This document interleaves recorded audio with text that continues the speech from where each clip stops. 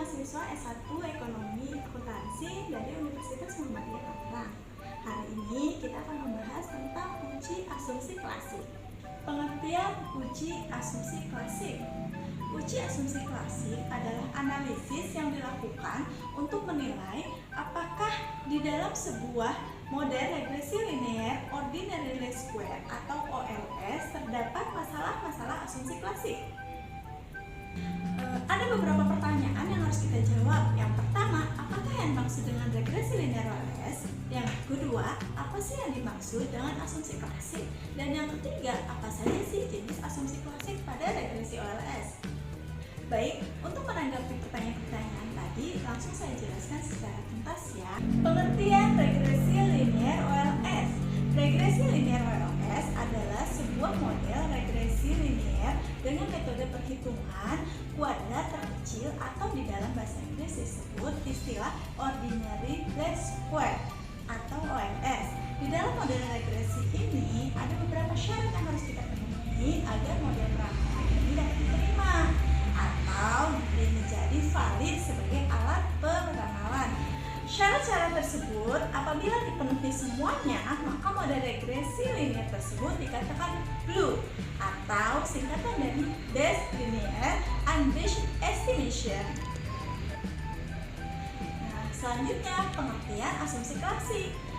Asumsi klasik adalah syarat-syarat yang harus dipenuhi pada model regresi linear OLS agar model-model tersebut menjadi valid sebagai alat penduga.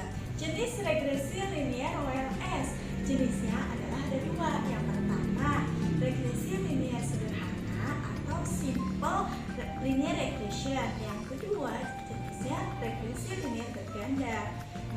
Bedanya adalah variabelnya. Kalau regresi linear sederhana, itu variabelnya cuma dua, X1, variabel bebas dan variabel terikatnya itu satu-satu. Jadi X1 terhadap Y. Kalau regresi linear berganda biasanya lebih dari satu. Contohnya bisa saja variabel bebas ada dua atau variabel terikat ada dua. Contohnya misalnya pengaruh X1, X2 atau dan X3 terhadap Y. Itu yang dikatakan dengan model regresi linear berganda. Uji asumsi klasik pada regresi linear sederhana antara lain yang pertama data interval atau rasio, kedua uji linearitas, ketiga uji normalitas, keempat uji heteroskedasitas, kelima uji outlier, dan keenam uji autokorelasi hanya untuk data time series atau runtut waktu. Sedangkan untuk uji asumsi klasik pada regresi linear berganda yaitu beberapa tahap. Yang pertama data interval atau rasio, yang kedua uji linearitas, yang ketiga uji normalitas, keempat uji heteroskedasitas, yang kelima uji outlier, keenamnya itu adalah uji multikolerialitas, dan ketujuh uji autokorelasi. Sebelum kita pengujian asumsi klasik melalui SPSS, saya mau kasih tahu dulu nih buku rujukannya ini.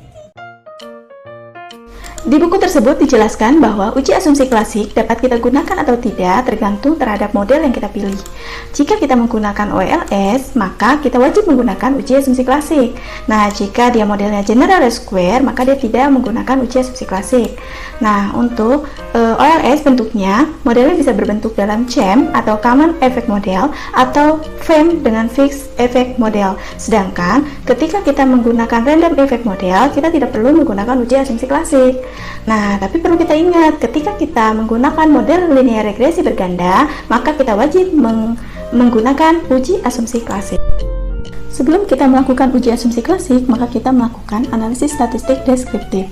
Pertama, kita klik variabel view, kita klik di sini variabel yang akan kita teliti. Kita klik ini variabel Y, X1, X2, X3 dan X4. Berarti di sini ada 4 variabel bebas dan 1 variabel terikat yaitu Y. Dan pastikan di measure-nya dalam posisi skala. Scale. Oke. Dan desimal dalam posisi 0.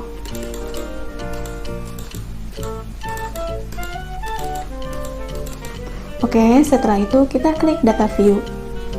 Nah, di sini ada variabel yang akan kita teliti. Lalu kita ambil data mentah dari Excel. Nah, kita klik skor di sini, kita copy satu persatu. Yang kita copy adalah jumlahnya saja. Kita paste di sini ke variabel Y.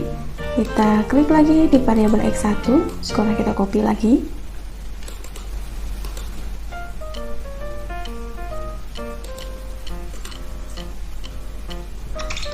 Oke, lalu kita buka lagi X2 nya.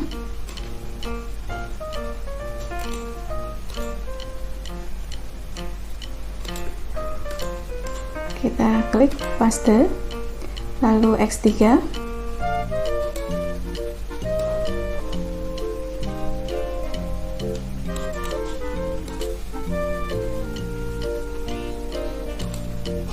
X3 nya, lalu kita ke X4.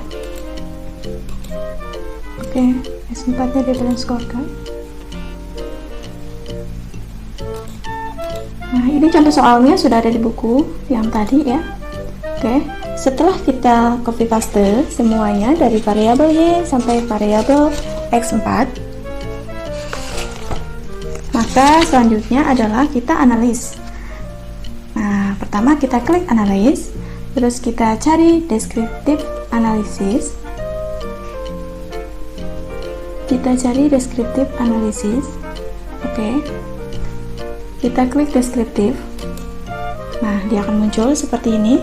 Nah, kita masukkan ini semua variabel ke kolom sebelah kanan. Nah, kita klik option. Nah, kita klik main, standard deviation, minimum, maksimum, kurtosis. Ya. Variabel listnya kita klik juga. Baru kita klik continue, lalu oke. Nah, di sini akan muncul deskriptif statistiknya. Baik, kita akan melakukan uji Glasgow, yaitu salah satu untuk menguji heteroskedasitas. Nah, kita klik analis, kita klik regression, kita klik linear di sini. Nah, datanya Y-nya, variabel dependent, dan variabel X1, X2, X3, X4-nya kita klik save. Lalu kita unstandardized ya, include, continue. Oke,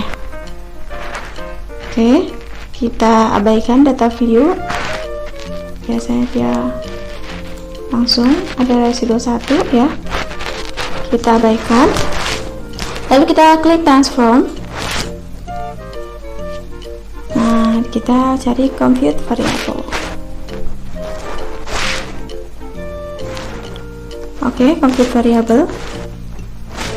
Lalu kita cek res 2, kita klik. Oke, seperti ini kita klik.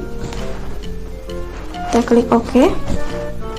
Nah, maka di data view ada variabel baru yang namanya residu 2. Oke, ada res 2 ya. Lalu selanjutnya kita klik analis. Kita klik analis, klik regression, lalu klik linear.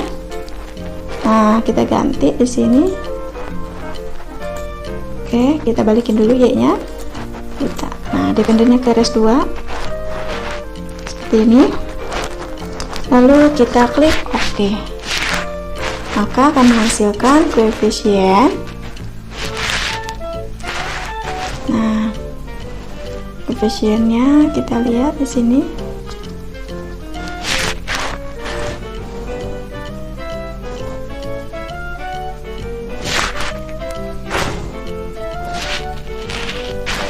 Nah, ini adalah nilai koefisiennya, beta standar error ya.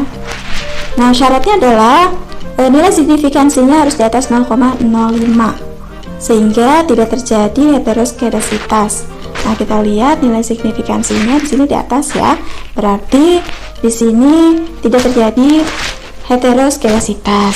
Nah, yang kedua untuk menguji heteroskedasitas, selain tadi pakai uji Glasgow, kita pakai uji grafik scatter plot. Nah, caranya yaitu kita klik analis, kita klik regression, lalu kita klik linear. ya. Kita klik dependennya, kita balikin lagi ke sini, lalu kita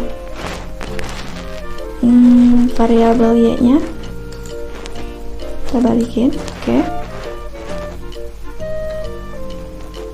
Ini harusnya oke. Lalu kita klik plot. Nah, ini diisi seperti ini, continue. Oke. Nah, kelihatan di sini datanya tersebar dengan baik, sehingga model ini dikatakan tidak mengalami heteroskedasitas. Selanjutnya kita melakukan pengujian yang ketiga, yaitu uji multikolorinitas, yaitu pengujian untuk menguji apakah ada hubungan kuat atau korelasi antara dua variabel bebas atau lebih dalam sebuah model regresi berganda. Caranya ada dua, yaitu dengan version correlation atau FEF tolerance. Nah, caranya yaitu kita klik analysis, lalu kita klik regression, kita klik linear. Nah, akan muncul seperti ini. Lalu kita klik dependennya variabel y, dependennya x1, x2, x3 sampai x4. Lalu kita klik statistik. Nah, akan muncul seperti ini. Kita klik estimate, kita klik descriptive, estimate yang kita angkat, deskriptif sama correlative diagnostic. Oke, kita continue, kita klik OK. Oke, ini tampilan hasil dari tadi uji multikolorinitas. Jadi ini hasil korelasinya antar variabel, tidak ada yang melebihi 0,8, sehingga di sini dapat disimpulkan tidak terjadi multikolorinitas antara variabel independen yang akan diteliti. Nah, sedangkan untuk melihat nilai FEF dan toleransinya, kita bisa lihat di sini ada nilai model X1, X2, X3 dan X4 toleransinya. Itu kita lihat di sini ada 0,479, 0,23 dan nilai FEF-nya ini. Nah, nilai di atas kita lihat nilai FEF kurang dari 10 dan nilai tolerans lebih besar dari 0,01, maka dapat disimpulkan bahwa tidak terdapat masalah multikolorinitas, sehingga indikasi kuat yang sering dipakai untuk peneliti ini FEF dan tolerans ini memenuhi persyaratan. Jadi penelitian ini tidak terjadi masalah multikolorinitas. Terima kasih. Sepertinya kita sudah melakukan pengujian-pengujian untuk uji. Oke, gimana teman-teman setelah dengar penjelasan tentang uji asumsi klasik dan cara mengolahnya pakai SPSS? Semoga video ini bermanfaat ya. Nah, setelah ini saya akan membuat next video tentang prestasi-prestasi